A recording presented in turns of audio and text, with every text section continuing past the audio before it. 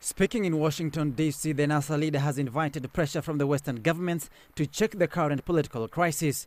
Odinga claiming Western diplomats in the country have been compromised. I have come to Washington to convey a simple message.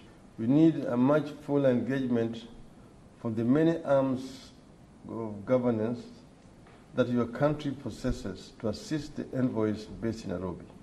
The opposition chief indicting envoys of worsening the political stalemate for blindly being boxed into backing the Jubilee administration. The envoys' efforts up to now have not succeeded in diffusing the crisis. But let me be blunt again. They have sometimes contributed to the problem.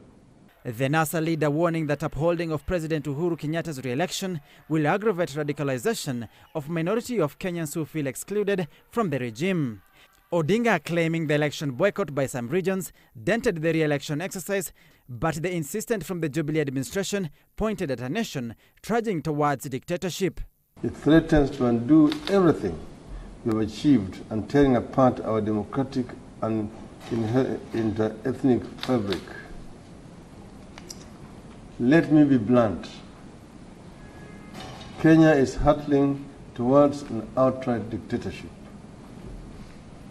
The Jubilee government has ridden roughshod over or looted every institution that they could in order to achieve their goal of long-term control of the state, or at least till their self-declared goal of ruling till at least 2032.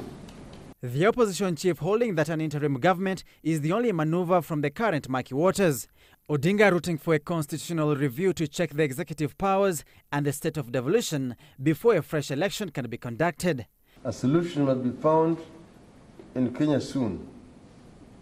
Each day this crisis continues, the divisions, polarization, and radicalization deepen.